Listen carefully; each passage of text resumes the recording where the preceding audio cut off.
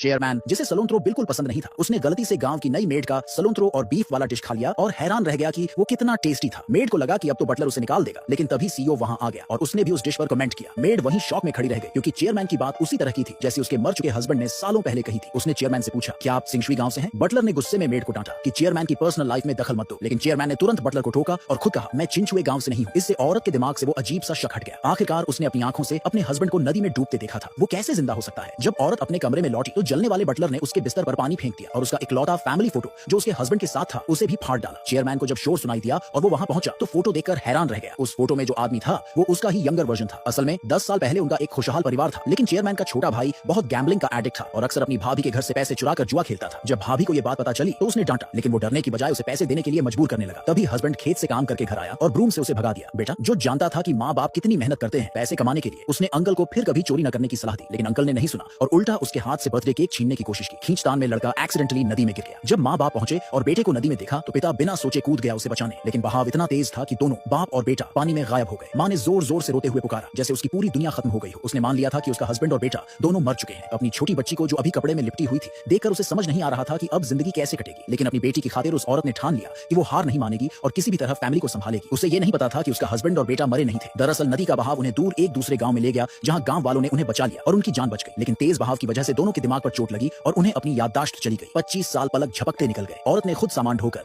मजदूरी करके अपनी बेटी को पाला। एक दिन उसकी बेटी को शहर की सबसे बड़ी कंपनी में इंटर्नशिप शुरू करनी थी और कितनी अजीब बात थी कि उसी कंपनी का चेयरमैन वही आदमी था, उस औरत का खोया हुआ हस्बैंड। एक दिन जब चेयरमैन कंपनी से बाहर निकल रहा था, उसका असिस्टेंट किसी बिजनेस पार्टनर का कॉल लेने में बिजी हो गया और गलती से व्हील चेयर को छोड़ दिया। व्हील चेयर अपने आप लुढ़कने लगी और चेयरमैन हेल्पलेस हो गया। तभी सड़क किनारे से एक औरत आई और उसने फौरन व्हील चेयर को रोक लिया। जब उसे पता चला कि उसके व्हील्स खराब हो चुके हैं तो उसने खुद उन्हें ठीक किया। असिस्टेंट ने उस औरत को थैंक्स के तौर पर $50,000 ऑफर किए, लेकिन उसने मना कर दिया। बोली, ये तो छोटी सी हेल्प थी। जैसे ही वो औरत जाने लगी, चेयरमैन ने उसे बुलाया और एक बिजनेस कार्ड दिया और बोला कि अगर कभी जरूरत हो तो कांटेक्ट करना। अब तक उस औरत को फैमिली ने घर से निकाल दिया था और वो बिल्कुल अकेली और बेघर हो गई थी। उसके पास कोई ऑप्शन नहीं बचा था, इसलिए उसने चेयरमैन को कॉल किया और पूछा कि क्या वो कोई ऐसा काम दिलवा सकता है जहां रहना और खाना दोनों मिल जाए। तभी चेयरमैन को भी एक केयरिंग मेड की जरूरत थी, तो उसने उसे अपने विला में मेड की जॉब दे दी। लेकिन बटलर को यह पसंद नहीं आया कि वो औरत गांव से है, तो उसने जानबूझकर इंटरव्यू के टाइम ऑयल हटा दिया ताकि वो खाना न बना पाए और खुद ही छोड़कर चली जाए। लेकिन औरत ने हार नहीं मानी। उसने ऑयल की जगह पोर्क फैट का यूज करके सलांट्रो और स्टर फ्राइड बीफ बना दिया, जो इतना अच्छा बना कि उसी ने उसे जॉब दिला दी। बटलर जल गया और गुस्से में उसके फैमिली फोटो को फाड़ दिया, लेकिन लकी चेयरमैन सही टाइम पर वहां पहुंच गया और उसने बटलर को रोक लिया और उसे बाहर निकाल दिया। चेयरमैन ने फोटो के फटे हुए टुकड़े उठाए और जब देखा तो हैरान रह गया। उस फोटो में जो आदमी था वो उसका ही यंगर वर्जन था। तभी उसने सीरियसली मेड के बैकग्राउंड के बारे में सोचना शुरू कर दिया।